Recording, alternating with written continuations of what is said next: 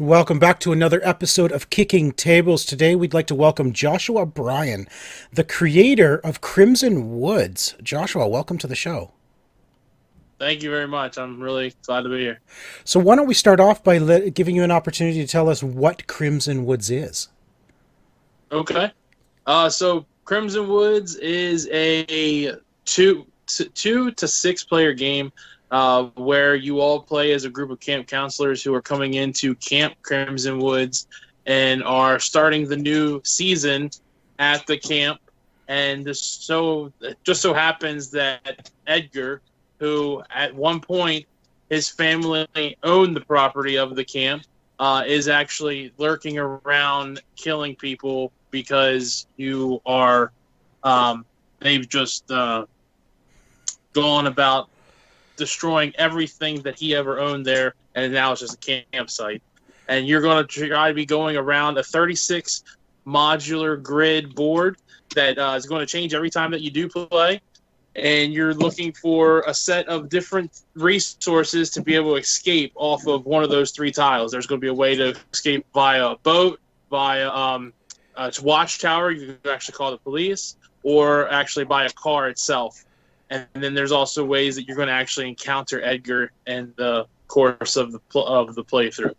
Awesome. That's awesome. So the origin stories for Crimson Wood, I would love to know, like, what were your inspirations as a huge horror fan myself? I see, a lot of Friday the 13th and that sort of thing in this. But what were your inspirations and how did this game come about? All right. So this is probably one of the greatest stories of how Crimson Woods came to be.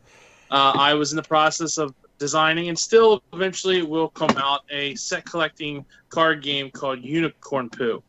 And the game essentially is, obviously we all know that unicorns only poo one thing, and that's rainbows. And it was just pretty much a nice little deck of cards where you had certain unicorns and they had different color rainbows, and you were trying to collect the longest strand of unicorn poo, and then you points up. I designed it. I played it with my kids a whole bunch. They loved it, and I was like, this is going to be my thing. This is what's going to help me break in. And then I was sleeping, and I woke up in the middle of the night, and I guess I had, like, I don't know if we had watched Friday the 13th, or all of a sudden something clicked in my head, and I was like, this would be crazy. It wasn't really the theme itself of Crimson Woods, of the counselors and everything. It was more so the 36 tile modular board, which actually in the beginning it was like 80 some tiles, because Wow. Yeah, with the game, you actually control the killer with two D6s, and it sets up the coordinates on it to, like, move the killer around the board. Okay. And at first, I was using D8s, so you can only imagine how many tiles. Wow. Yeah, it was crazy. But scaled it down to the 36 tiles, and then the theme came along with it. And when I was like, well, if I'm controlling something, if I'm controlling this type of entity that's moving around, the perfect theme would be something like that. And I know there's Camp Grizzly and Last Friday, but in that sense, both of those have boards. Last Friday is more of a hidden movement type of game with, like, Scotland Yard and War of the Ring, or not the Ring, but Hunt for the Ring or something. Right. And then Camp Grizzly has a board itself, and I would say between the two of us, we would be the closest. But between all the other horror games, that would be the closest to me. But the whole 36 tile grid was what was going to set me apart, and I just was like, this is the theme. It has to be this. It just works perfectly. Now, are you going to have any homage to famous horror films like Friday the 13th or Halloween or anything like that in it? There are different things that have already started to pay homage. We just revealed today on our Kickstarter, or not our Kickstarter page, in the group, I revealed the actual art for the killer. As I've already said, Edgar is the name of the killer. Right. Edgar actually has a jumpsuit on, like a mechanic's jumpsuit, which kind of plays a little bit of homage to Michael. Yeah. And then the name on the jumpsuit is Alan, and then Edgar has a pet raven whose name is Poe. Nice. That's fantastic. You guys can see my Oriole banner behind me. I'm also a huge Baltimore Ravens fan who, we were named after Edgar Allan Poe because he came from Baltimore. So that's one of the biggest tie-ins. But yes, and the other great thing about this game is I have plans for many other killers to be in this game. Edgar's just the killer that comes with it. Edgar's the one who kind of has the backstory, but there are going to be stretch goals where if we reach those stretch goals, I'm going to be unlocking different type of killers that will actually have different things that happen. Edgar's just the basic one that's running around trying to kill you. The other guys do different special things. I would personally love to see a certain four-bladed fingered character that maybe just kills you in your dreams. So you've got the game. It's described as semi-cooperative. So how soon can I turn on my fellow campers? Is it immediate? Can I stab them in the back, or do I have to wait towards like an end game or something like that? It's I would say so. The way I play the game, the way we've always played the game, pretty much all playthroughs that we've done, mainly so because everybody who's playing it with us is new to it and trying to feel it out. We play with our hand face up. So everybody can see essentially what you like. Your hand is resources that you found. So you might have a machete, you might have the gas, you might have some bandages. So usually we play with it face up and everybody can see. Now at the start of the game, you all can decide, do we want to play with it face up? Do we want to keep our hand hidden so you guys can't see it or whatnot? Right. Now that's not necessarily like the whole semi-cooperative part of things, like you're talking about. That comes a little bit, like you said, probably more in-game, because what I mean by semi-cooperative is there's three ways to escape. Like I said, the car, the boat, or the watchtower. If you end up getting there and other counselors do not, you have all the resources. So if say you get to the car and you have the keys and you have the gas, you can start trying to start that actual car up to get away. And if you do, no one else can escape by that escape route anymore. It is gone for the rest of the game. But the other escape routes would still be available. It's like the other players could still keep playing.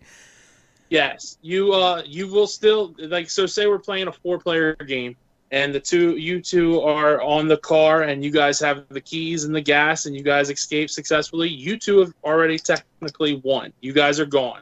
The watchtower and the boat are now still left for the other 2 players to try and escape. Right. Now say John is over there and I'm over by the boat and I have keys and gas and I escape from the boat.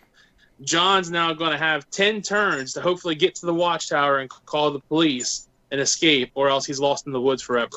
Wow. Or it's killed by Edgar. It's a traditional thing. I don't have to run faster than Edgar. I just have to run faster than Sean. Thanks, Tico. So you mentioned that you're going to be adding potentially more killers into the game. What about the tile sets themselves? Are there going to be different interchangeable tile sets that you might be able to put in? Yes, that is going to be some of the additional. There's going to be a couple sets that will be available to be unlocked for Kickstarter during some stretch goals as well. But if those stretch goals aren't reached or whatnot, down the road, those are still intended to be mini expansions and whatnot. Same thing goes for the resources. The resource deck already is it's only 42 cards, and the resource deck is actually the timer for the game. So if you run out of that resource deck, the game's over as well. Edgar has caught up to all of you. You've exhausted all you can do, and he's killed you all. But there are going to be other cards that are going to be coming out. There's going to be like bear traps, so that you can actually trap Edgar on certain tiles for a couple turns, so you kind of don't have to worry about him running around and causing ruckus. Right now, there is only just a handgun in the game where you can fire it off and scare him away or distract him for a turn. There will be other weapons that have been added. Other firearms. There will be like a little firearm pack and stuff like that as well. That's awesome. Very cool. During your development of this and your playtesting, what was something that you found? What was the most difficult thing to get right to actually balance and make before the game felt perfect? I would say the combat system probably. It's still, I still have people sometimes sit there and say we're not sure if it's right one way or another. I swear this game has the fans and the people who play tested it split down the middle of some people saying Edgar's too powerful and Edgar's not powerful enough, or Edgar's not powerful enough. Okay. So I mean that at least I have that split down the middle. That's the way I see it. I mean, there are the guys, they do enjoy the game quite a bit, and I think I'm at the point. I'm positive I'm at the point where it's good that I have that split, and it's just it's one of those things where you can't please everybody. Well, of course, never. Yeah. Well, what's the win-lose ratio that you're finding when people play? It's about a 60-40. 60 win to 40 lose? Yeah, about a 60 win to 40 lose. Yeah. And it used to be more of like a 70 or a 30-70. Because it used to be so like with the wind tile with the car or the boat, you actually have to roll a d6 or I'm sorry, a 6-sided die to actually escape, to start the car and get away. Okay. We started finding that like for some reason 1 or 2 games people could do it real easy and did it right off the bat, but then everybody else was just really struggling with rolling a 6. So I did turn it down a little bit. Now you just have to roll a 5 or a 6, and I think it's got it right to that point where it's the 60-40. Or I'm sorry, did I say 60-40? 60 win. It's usually about a 60 lose or a 40 win. Oh, that's good. That's even better. Yeah. No, that's a really good Keeps you ratio. coming back for more. Keeps you coming back. I switched it wrong. I had it wrong. I'm sorry. No, that's good. No, 60-40, 60 lose to 40 win. That's a great balance, I think, for that kind of a game. Now, what if people are late to the game? They missed the Kickstarter. Are they going to be able to purchase from you online? Do you have plans to get this into retail? So the game plan is that if they do miss the Kickstarter, we will have late backer pledges at first. Then we will go into the production run that I have set up is going to hopefully give me enough units that hopefully if we have a convention season next year, I'll be at the conventions selling it, set up and selling it, and then we will also be offering online sales. Perfect. So that's awesome. That's great. The game sounds like a lot of fun. It's right up Tico's alley. He loves the horror theme. Love this stuff. Oh yeah, you should see his house. It's all horror movie themed. I've got a signed Jason mask on the wall in the other room. He does. Nice. He does. But Joshua, the game sounds amazing. I wish you all the best on your upcoming campaign. The campaign starts October 20th, so everybody get out there, back Crimson Woods. If you love horror films, you're going to love this game. Joshua, thank you so much for joining us today. Oh, thank you for having me so much. What's up, everybody? Thank you so much for checking out this episode of Kicking Tables. Hey, make sure you hit the link down below to please subscribe to OMG Nexus, and then please go help back my game, Crimson Woods. Thank you so much. Until next time, guys.